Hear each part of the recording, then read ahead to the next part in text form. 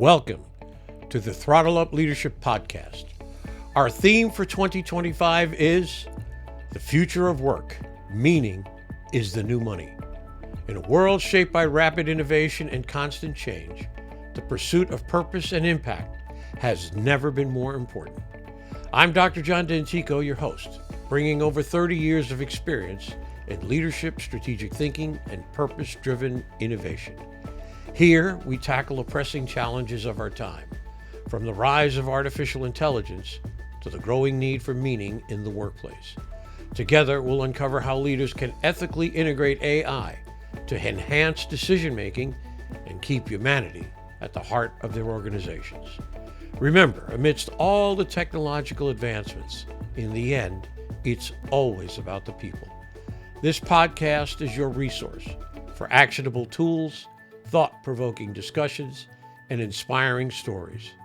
It's time to go beyond leadership development and focus on leadership impact, creating workplaces where people thrive, innovation flourishes, and meaning truly becomes the new currency. Thank you for joining me on this journey. Now, let's throttle up and dive into today's episode. Hello, friends, and welcome to the Throttle Up Leadership Podcast. I am your host, Dr. John Dentico. With me this morning is Matt Ley, co-founder and chief strategist at IPN Advisors, and the author of Manage Your Gaps, Reclaiming the Awesomeness of Management. And management is truly awesome. Matt is on a mission to help leaders and organizations maximize what he calls their fulfillment return on investment, that sweet spot where operational excellence and organizational health fuel purpose-driven performance. With decades of experience coaching executive teams and guiding culture transformations, Matt specializes in helping companies navigate the messy middle, those moments when what got them here won't get them there. His work bridges the gaps between vision and traction, strategy and execution, and what leaders think is happening versus what's actually happening on the ground. Matt brings heart. As he says, his favorite role is still dad, a leadership lab in its own right.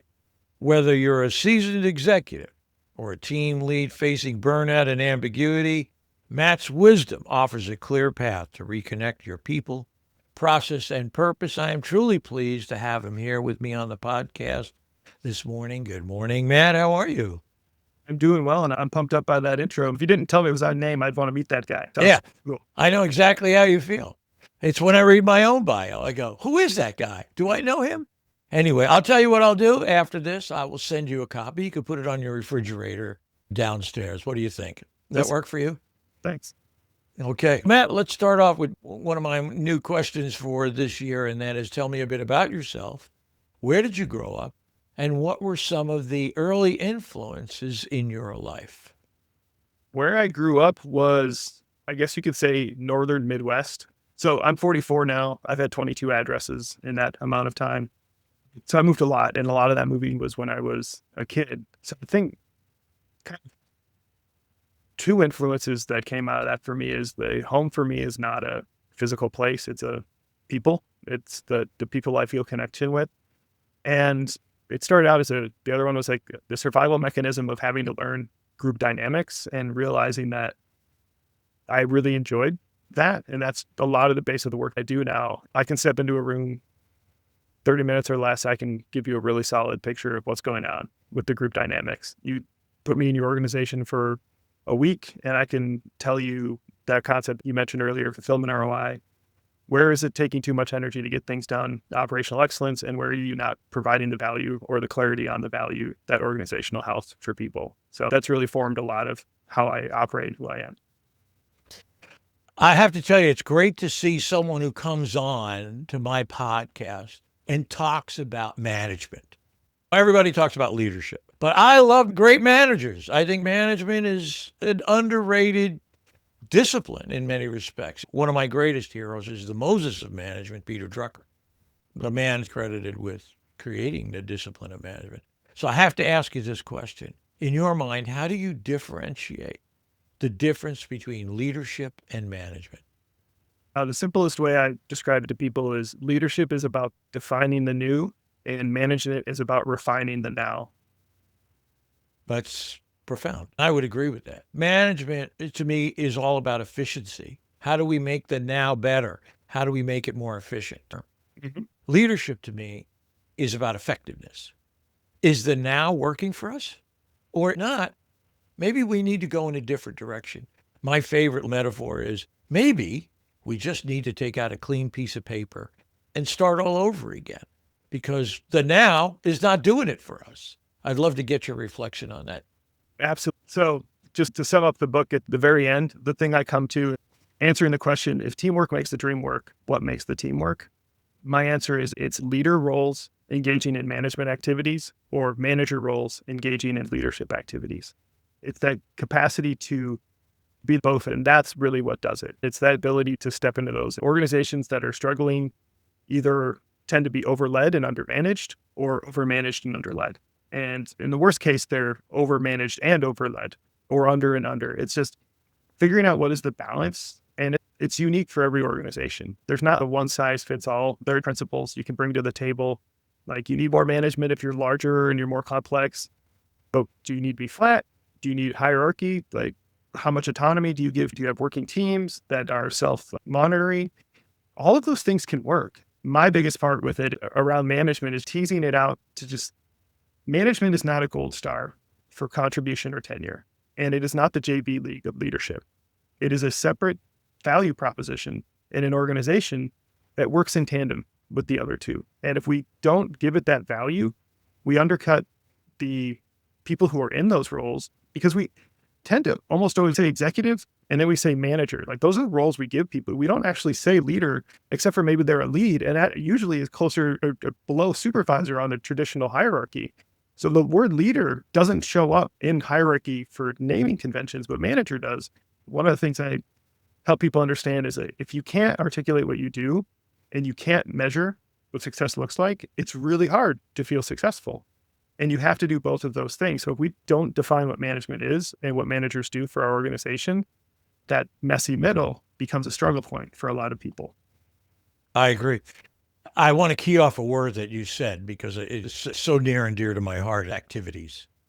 What activities are the managers engaged in versus what activities are the leaders or the leadership engaged in? For me, leadership is not where 95% of the people have spent their time.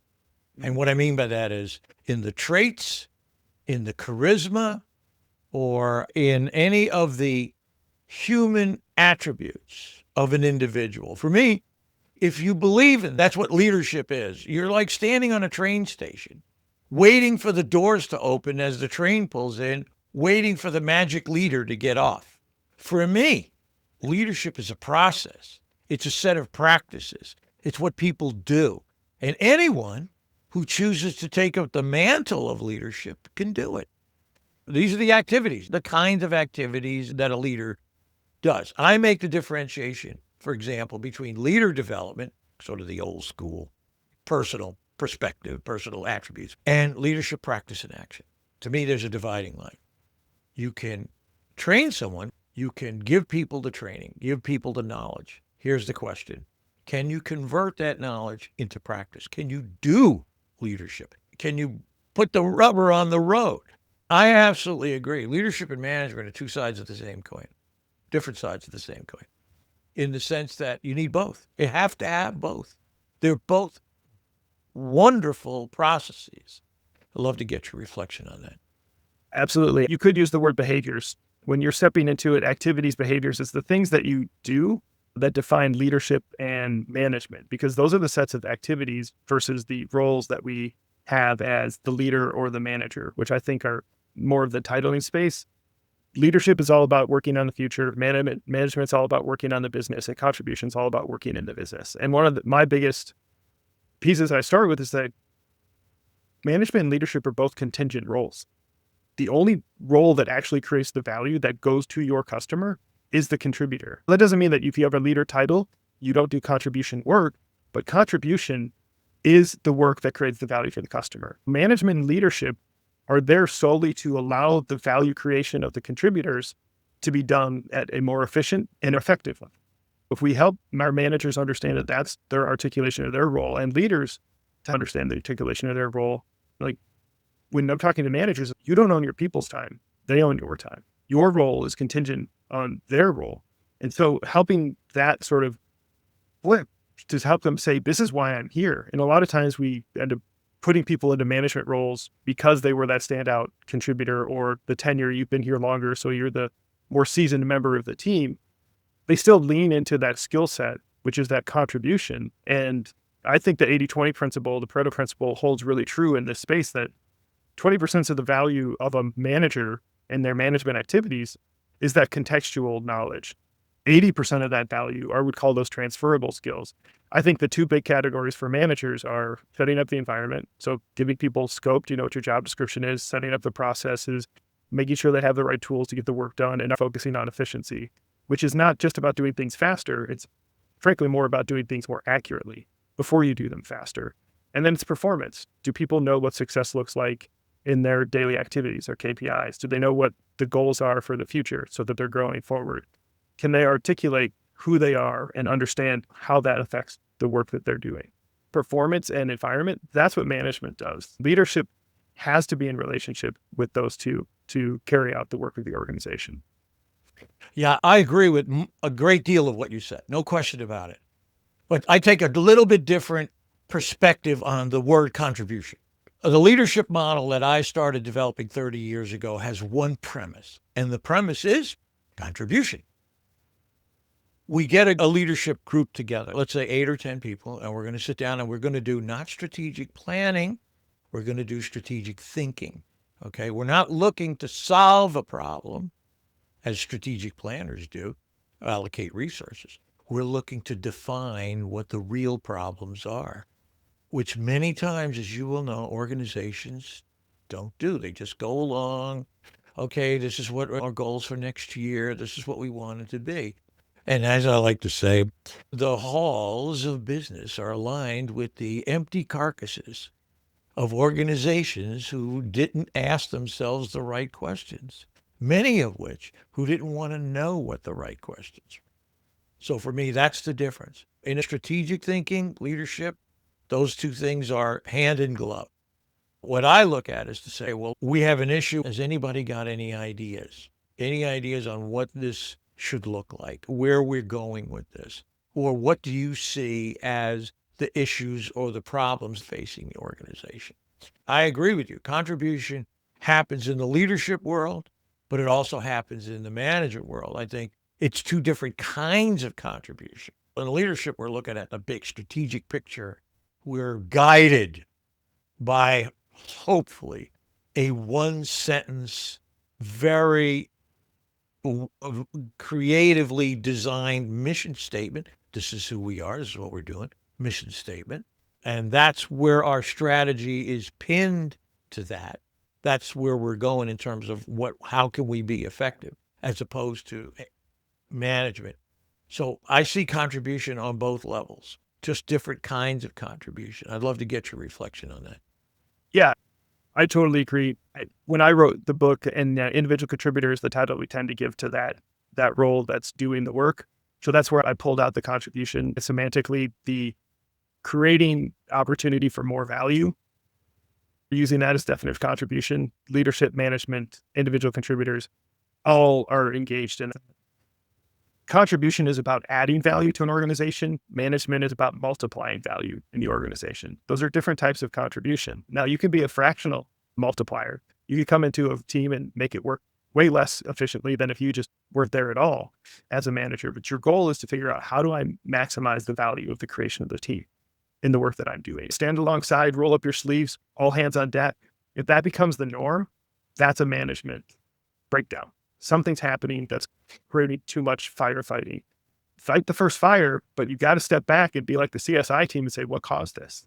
Let's break this apart. Now, that's a management plus leadership type team. That's a strategic thinking that comes in, and that contribution is hugely impactful because that becomes a multiplier for the next time out. We didn't have a standard process for this. We didn't have a backup. We don't have any contingency planning for it. This is a failure point that doesn't show up in FMEA. We don't have the ability to know that it's going to exist, remediate it when it exists, and it's going to cost us a lot of money if we ever have to deal with it. That type of contribution can be hugely impactful to the creation of future value for your clients at it. Yeah, I agree 100%. My goal is to help organizations not throw good money after bad.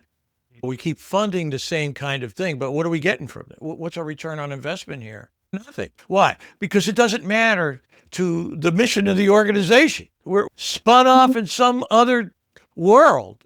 That's why mission statements are so important.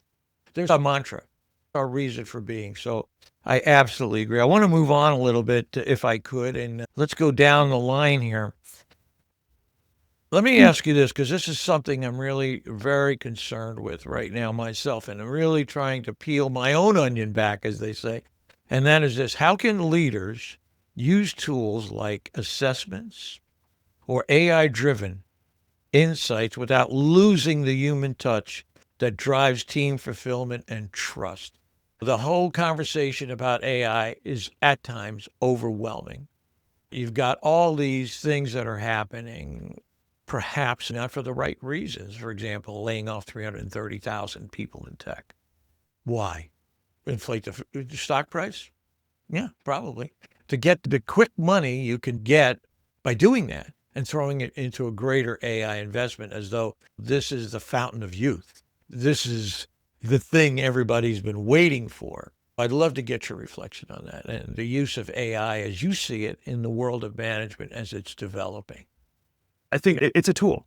My belief is that tools help us carry out processes. Processes help us carry out our roles. And it's in that order. When we start to solve role problems or people problems or process problems with tools before we solve the people or the process problems, the tools are going to exacerbate the issues. And we're usually going to end up with the same problems, just a lot faster than we had them before. So we have to solve the problem at the right level first. And it's always going to come down to the human side of that, the people portion of it. So when you're solving tools to be like, oh, well, now we can reduce all of the people, that type of efficiency is not a space that I personally work in or think actually provides value for organizations. And then the other side of that, you asked about assessments. I think assessments are a type of tool that I've been intrigued recently about. I don't forget who came up with it, but I think it's called the socio-technical theory. Organizations function best when their sociological advancements and technological advancements are in alignment. And right now we're in a hockey stick curve of technological advancements. Assessments are one of those spaces that allow us the ability to kind of up our game in the sociological. But what we need to do is understand that their value is being descriptive, not prescriptive. The goal is to start a conversation, not to be the end of the conversation. When people come in, because I do a lot of assessment work in my coaching and consulting, and I'll many times get I don't want people to know my results because either they're going to pigeonhole me or this is going to be used against me. That's not a tool issue. That's a culture issue. And so I have a really powerful tool and I'm afraid, well, I can't use the really good hammer because someone might hit me with it. That's not a tool issue. That's a culture issue. The same thing is true with assessments. I think they're extremely valuable for us to have conversations and give us language sets to have those conversations that we couldn't have before and to up the sociological game we're playing alongside the technological game to keep those closer together. That's a terrific answer because I don't think many people really understand the differentiation between descriptive and prescriptive sensibilities. That a prescription, you go to the doctor, you've got an ailment, doctor prescribes a medicine, right? You go home, you take the medicine, you go back to the doctor 2 days later, says, this is not getting me anywhere. Okay, I'm still sick.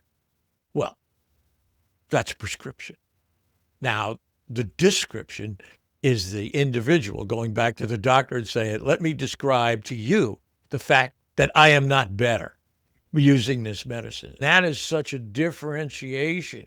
And I think you're absolutely right. In many cases, pushed back from using assessments is because I've seen it. I've participated in a piece of work where it was a 360. And this person got so wrapped around the axle because the 360 said they weren't good in this one particular area. And they were wringing their hands over the fact that, this had been called out. as a description rather than, hey, maybe I'll just take it aboard and think about it, or maybe I'll try to work through it. But they were just so demoralized. They were good in other areas, no problem, but they get so demoralized because this one 360p said, oh, you weren't good in marketing. Wow. So I absolutely agree with you. I think you have to be very careful. Let me go on to another question if I can. Your concept of fulfillment, return on investment is powerful. Can you break it down for our audience and share why it matters more than ever in today's workplace? Fulfillment ROI, return on investment, is basically the energy we invest in things and the value they produce for you, that exchange. If that's a positive return, that's a fulfilling experience. It's also a sustainable experience. On my coaching side with individuals, when they're coming in like, I'm not fulfilled, I'm frustrated, things just aren't working for me, I don't know what's going on, it's basically looking at, well, what's happening that's taking more energy than it took in the past? Or what value proposition has gotten cloudy or confusing? On the organizational side, those two things we call operational excellence and organizational health. Operational excellence is about reducing the amount of energy it takes to get things done. And organizational health is about increasing the value proposition of the things we do. So that becomes our guiding principle. One of the more frustrating situations that I come across is our culture is broken. Like, can you help us fix our culture? Things are bad. And I come in and say, actually, your culture is fantastic. You've got a really high value proposition. People believe in what they're doing. They work together really well, but they're burning out because the energy it takes to get things done is super high. You haven't focused any energy on operational excellence. You think because you have a top 100 companies to work at, an outstanding HR, people and culture program, you're done. You've created the value proposition and you figure everything else will take care of itself. A lot of times it's just people don't know their job. Like, they don't have job descriptions. They don't have hierarchy, who's reporting to whom. Accountability isn't defined. Like, process documentation is there. People just don't have the right tools. It's like, these are very simple fixes for people that care about what you're doing. So it's not a culture issue. It's a value, it's an energy investment issue. If we can reduce that, all of a sudden people come back and they're like, this is awesome.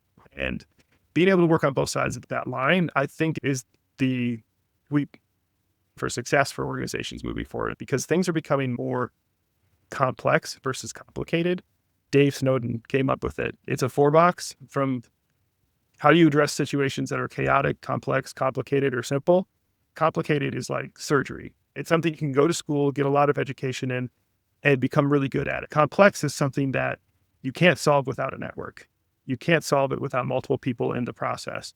And as we're moving more and more out of knowledge work into collaboration work as the way that we get things done from the tools and the people we work with, we have to have that ability to solve problems in the complex space. Being able to understand, for organizations, that interplay of the value creation and the energy investment, I think it's going to be a huge piece for organizations. And one of the differentiations I'm making in terms of my own work, in terms of leadership, is that in the traditional models, the CEO, leader, COO, had to have certainty, a certain level of certainty. They know that we're just following what they want us to do. We'll just do this. They have to be certain. But now, as you have so aptly pointed out, we are in a complex environment where certainty is not really that certain anymore. So the question becomes, and here's the beauty, and people are going to think I'm a lunatic when I say this, but that's okay. I've been called worse. People have got to understand that this is an age where you have to embrace ambiguity and doubt. This is what environment we're in. It's ambiguous and it's doubtful. If you don't believe that, just look at watched 10 YouTube videos on the implementation of artificial intelligence in the future. There is a lot of doubt and ambiguity. But here's what happens. When you embrace ambiguity, when you embrace doubt, you open the door for collaboration. The door gets kicked open. You say, why? Why does that happen? So, because I don't know.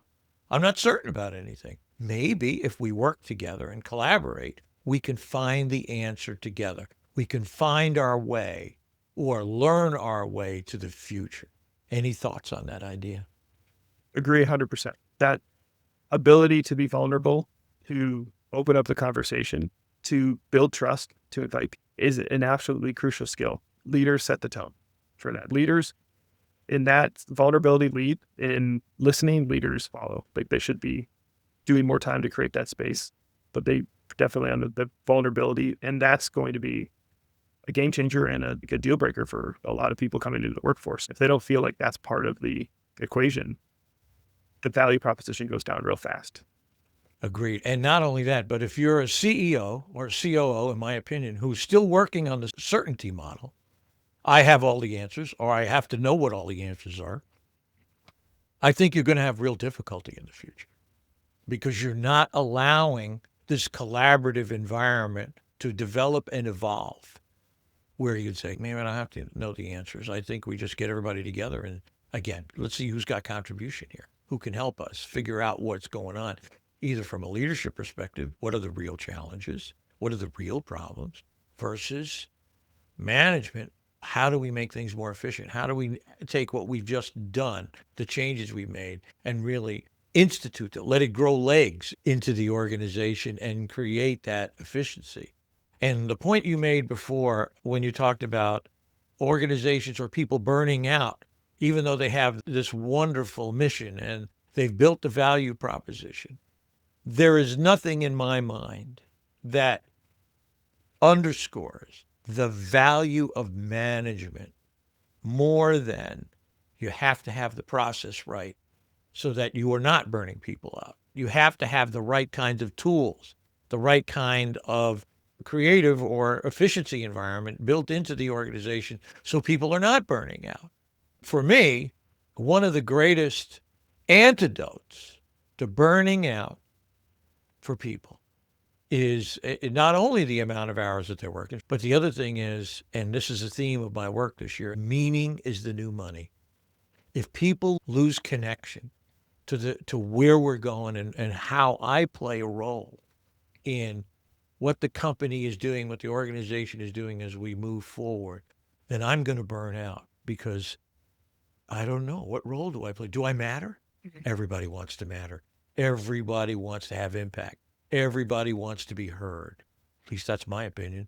Even if not everybody wants to, I would err on that side because most people want to matter. People looking for the experience of being alive, as Joseph Campbell would say. So I would love to get your perspective on that, and particularly how important in your mind, as a coach, how important is meaning in the people that you coach and in the organizations that you work with today? Absolutely crucial. Like and work doesn't have to be 100% of the meaning making space for you, but you have to understand how it fits into the formula for you. I firmly believe nobody cares if they're a cog in the wheel, as long as they know where the wheel is going, agree with it, and understand how they affect the wheel. If you can answer those two questions, and honestly, those are leadership and management.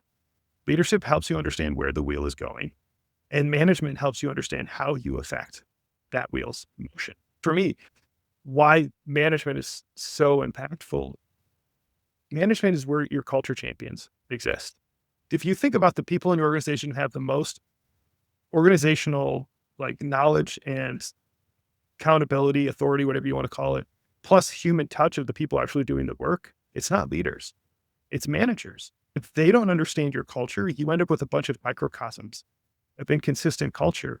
And that, for me, is the one-on-one, the beating drum of what managers are there to do. And it's not a status update. It's not here's what I need from you in the next 2 weeks. It's asking, what did you do in the last 2 weeks that was outstanding? And what are you excited for in the next 2 weeks? In part to help your people let their heads up and realize, oh, okay, I need to get comfortable naming my own value, which is part of creating that meaning. And also, if someone can't answer the questions of, well, I didn't really do anything outstanding in the last 2 weeks, and I'm not really excited about looking for anything in the next 2 weeks, 2 sessions of that, we're having a different conversation. What's going on? Where are you missing that connection? And that ability to have that kind of conversation in and of itself is a meaning creating space for that individual to feel like they're seen and heard, at least in that conversation. And if you can plug that into the organization, when I step into a room and I can kind of see the dynamics, the 2 things I'm mostly looking for is who's the thorn in the side and who's the most apathetic. Nobody raises their voice that consistently unless they have something to say. And they don't feel like they're being heard if they're being the thorn on the side. And no one sticks around in a space because it takes energy to be apathetic. It takes energy to not care. It's a suppression. So if you're suppressing care that much, what is it that you actually care about that's here that you don't feel like you have access to? You'd rather spend your energy pushing that down and trying not to care about it. But what could happen if we could remove that? What could happen if we took those thorns on the side and made their voices heard and made them feel valued and there's meaning in their words here? And those people that have apathy, what is it that they value that we could plug into here? Those are the easiest people for me to work with and get them aligned. And they're the people come back 6 weeks later and like, who is this new person that works here? It's like, they're the person that got listened to for a couple of sessions and is now an alignment because they feel like what they do here matters. Right. It all flows together. For me, it's mission, strategy, plans, execution. Those are the 4 touchstones as far as I'm concerned. Why are we here? What is our strategy to bring about why we're here? Plans for me is really about the management side.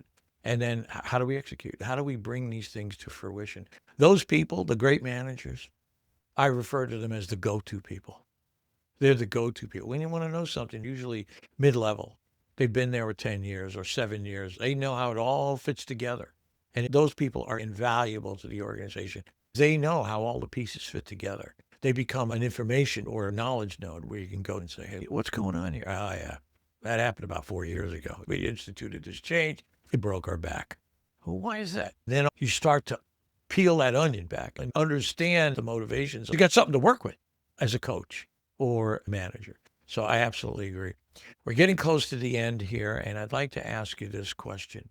In the world that you live in now, with the coaching world and the business world, the impact of artificial intelligence, the organizations in your mind that will thrive in the future, what role do you see? What role do you see, or would you like to see management play in the future of organizations? I named that piece earlier, being the culture champions. I call it the 4 C's. Are you showing people that they're cared for? Are you giving them consistency? Are you giving them communication? And are you giving them clarity? If they feel cared for, you've given them consistency, you've given them that clarity, and then you communicate. And frankly, it should be over communicate. You should probably have to say it 6 or 7 times before it comes through. If you're checking those boxes, that's what's going to make sure that you've got a steady state of reducing the largest amount of anxiety for the most people in the organization as a manager. Your job is to uncover the alignment of creating a space where a particular set of skills or wiring aligns to that. And if the person isn't aligned to it, they're not finding that fulfillment, aka happiness, then you can have a conversation. One of my analogies for that is almost like a catch and release. The fish does not like you when you take the hook out of its mouth, but it loves it when you throw it back in the water. Sometimes we just need to let people go, but having that conversation in the right way and being emotionally intelligent enough to articulate that to the person through care, clarity, consistency, and communication. I think those are the 4 pieces that managers are going to bring to the table. And what they need to do is recognize that as the culture champions, if they're not clear, that's an accountability to them to say, hey, leadership, you got to tell me. It's your job to define the boundaries of where we're going there, so I can articulate that to my people. And leadership should love managers asking that space. So clarifying the culture and then doing the 4 C's, that's the role. I hope they're playing now, and I think it's going to be extremely crucial in the future. I agree 100%. I mean, there has to be this movement, this dance between leadership and management, the processes of leadership and management. My perspective, normally, we're doing 20% leadership, 80% we're doing management, okay? But there's that movement, okay? Because we're trying to keep everything moving forward, but you got to take a step back and say, are we doing the things we need to do to bring the mission to fruition? It's very interesting to see what happens. I've heard Elon Musk say, the greatest challenge in the future will be, can people find meaning from the things that they do? My answer is yeah. If I was at a betting table right now, I'd put money down on people. That's what I'd do. I'd put money down on people. Yeah, AI would be a great tool. It's a great tool. Phenomenal. Unbelievable. And will help us solve some very sticky problems. No question about it. I'm on board. But in the end, it's always about the people. And that's where my bet would be. People will find meaning. They are, in my mind, the hack to AI. Human interference, human interplay is the hack to AI. So we'll see how it all works itself out. This has been a wonderful opportunity and a great session with you, Matt. I appreciate your time and effort today. I wish you and your family and all your colleagues the greatest success in the future. Thank you so much for your time. Thank you, John. It's been a great conversation.